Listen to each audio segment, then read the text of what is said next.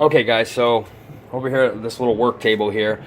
Now that you've got it all set up and you've got everything in place, what I like to do is instead of sitting there and holding it while the glue dries, I stick some toothpicks in. I don't know if you guys can see that. Toothpicks are in there.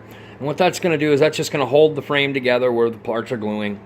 And it's going to hold it down nice and snug until it's done. Now, after you're done, instead of pulling those toothpicks out, what I do is I just snip them off and then sand them down. Just leave them right there. Don't bother trying to pull them out, because if you try to pull them out, what's going to end up happening is you're going to pull your glue apart, and you don't want to do that. That's not the objective here. The objective is to keep those lines straight. So that's what you got to do. This is actually not as bad as I thought it was going to be, guys. It's actually a clean break. Putting it in the hot water has straightened it out some. What I'm going to do is I'm going to take some Gorilla Tape or some black tape, and I'm going to go over those ducts right there, the intakes there, and I'm just going to put some black trim with some tape around them, and then I'm going to paint the nose of this thing straight black. I'm just going to black it right out, because I have some really nice foam safe black paint. That'll work absolutely amazing. It's going to look pretty cool. It's going to look pretty cool. It's going to have black. It's going to be a black nose Raptor.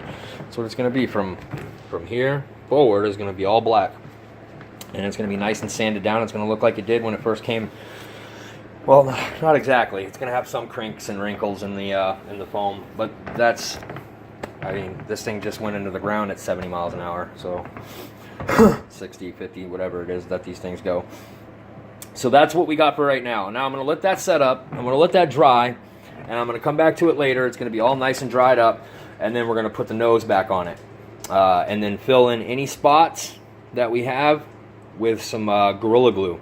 There's going to be a hole here that I'm going to have to patch. I'll just take some foam, just some regular old foam, and I'll cut the piece out there, and I'll glue it in, and then once I sand it down and paint it, you won't even know that it was there. You won't even be able to tell that there was a spot there. But yeah, guys, we're almost there. We got about half the job done. So once that's dried and set up, we'll move over. We'll go grab that nose over there. We'll stick it on the plane. The nose over there. We'll stick it on the plane and run some carbon fiber here and here, and then that should toughen it up a little bit. So that way if it crashes again, it won't be as bad.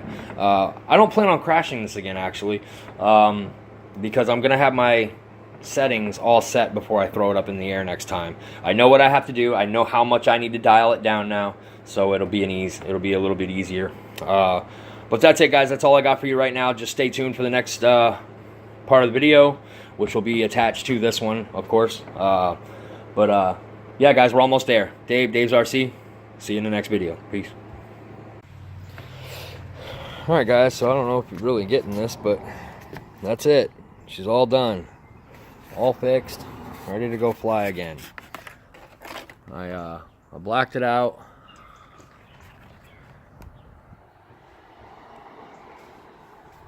Pretty beat up.